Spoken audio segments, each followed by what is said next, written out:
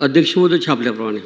अध्यक्ष महोदय, हा मोरोशी येथल्या मुरबाड तालुक्यातल्या माळशेज घाटाच्या पायथ्याशी असलेल्या गावातला आश्रमशाळेचा प्रश्न आहे. अध्यक्ष महोदय, बऱ्याच आश्रमशाळेमध्ये अशा प्रकारच्या घटना गेल्या वर्षभरामध्ये घडलेल्या आहेत. अध्यक्ष महोदय, याच्यामध्ये सर्वात महत्त्वाचं म्हणजे सुरक्षा, सुविधा आणि दर्जा या तिन्ही गोष्टीचा अभाव असल्यामुळे, म्हणजे एका बाजूला आपण ग्रामीण भागामध्ये सांगतो खूप खूप शिग्ग पोरी ताठ मानेने जगशील तरी, आणि त्या ठिकाणी मुली ज्या वेळेला आश्रमशाळेमध्ये जातात, मुलं आश्रमशाळेमध्ये शिक्षण घेण्याकरता जातात, त्या ठिकाणी अशा अनेक गोष्टींचा अभाव असल्यामुळे अशा प्रकारचे प्रकार आपल्याला घडलेले बघायला मिळतात.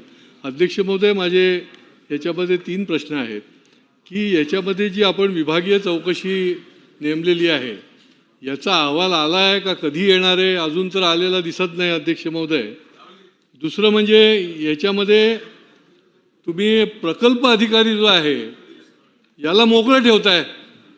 हा प्रकल्प अधिकारी हा सर्वात त्याच्यामधला जबाबदार माणूस आहे. अध्यक्ष महोदय, त्या ठिकाणी त्याचे दौरे होत नाहीत, त्या ठिकाणी सुविधा दिली आहे नाही दिली आहे काय नाही, आणि त्याच्यामुळे अध्यक्ष महोदय प्रकल्प अधिकाऱ्याला आपल्याला निलंबित करण्याची गरज आहे. आपण दुसऱ्या लोकांना केलं गोष्ट वेगळी आहे, आणि त्याच्यामुळे आपण तातडीने आत्ताच्या क्षणी त्याला निलंबित करणार का?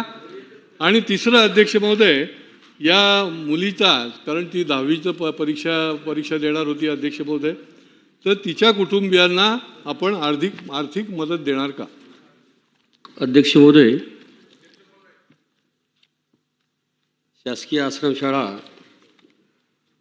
आमची मोरोशी तालुका मुरबाड जिल्हा ठाणे येथील विद्यार्थिनी 10व्या वर्गात शिकत होती. दिनांक 24 डिसेंबरला रात्री 10 नंतर ते निधन झालं. तर आदिवासी विभागाच्या माध्यमातून आम्ही विविध चौकशा केल्या असता दिनांक 25/12ला आम्ही चौकशी समिती गठीत केली, आणि चौकशीच्या माध्यमातून 26 डिसेंबरला आम्ही अहवाल प्राप्त झाल्यानंतर निलंबित केलेलं आहे. मुख्याध्यापक प्रल्हाद भुई आणि स्त्री अधीक्षिका जयश्री वाघाडे यांना दोघांना निलंबित केलं होतं. अध्यक्ष महोदय, अनेकदा ह्या आदिवासी आश्रमशाळेमध्ये प्रकरणं घडत असल्यामुळे आम्ही आदिवासी विभागाच्या माध्यमातून आम्ही वेगवेगळी उपाययोजना करण्याचा संकल्प केलेला आहे. त्यामध्ये निंबान्सच्या माध्यमातून बंगळूर इथली संस्था आहे, त्या संस्थेच्या माध्यमातून अधीक्षक असो किंवा कर्मचारी असो त्यांना वेगवेगळं काउन्सिलिंग करून विद्यार्थ्यांनी जे आहे ते त्यांना माहिती दिल्या गेली पाहिजे अशा प्रकारचा विषय, आणि स्वयंसंस्थेच्या माध्यमातून सुद्धा आम्ही उपाययोजना केलेल्या आहे. आणि निश्चितच आम्ही त्या परिवाराला आम्ही 2 लक्ष सामुग्र अदन दिलेलं आहे, आणि यानंतर जास्तीत जास्त दक्षता आदिवासी विभाग घेत राहील असं या ठिकाणी सांगतो. याला जबाबदार आहे ना अध्यक्ष महोदय. प्रकल्प अधिकाऱ्याला तुम्ही हात पण नाही लावत, तो दुसऱ्यावर कारवाई करायला निघाला अध्यक्ष महोदय, आणि त्याच्यामुळे त्याला निलंबित करण्याची गरज आहे. अध्यक्ष महोदय, तो आपण निलंबित करणार का? मंत्री महोदय. अध्यक्ष महोदय, हा माझ्या मतदारसंघातला प्रश्न आहे.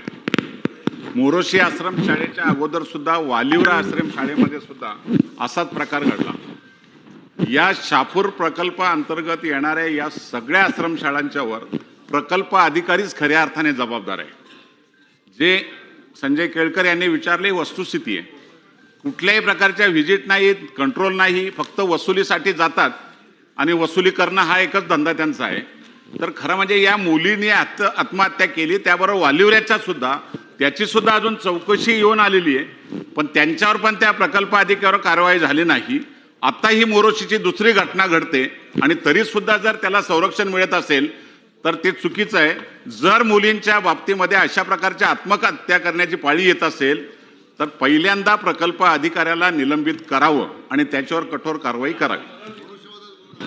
अध्यक्ष महोदय, सभागृहाच्या सन्मान्य सदस्याच्या भावना लक्षात घेता आणि महिला आयोगाच्या अध्यक्षांनी सुद्धा दिनांक 2 जानेवारीला भेट दिली होती. तो अहवालसुद्धा 5 जानेवारीला प्राप्त झालेला आहे. त्यामुळे निश्चितच सर्व बाबी लक्षात घेता प्रकल्प अधिकारी जो आहे हिवाळे यांना निलंबित करून चौकशी करण्यात येईल.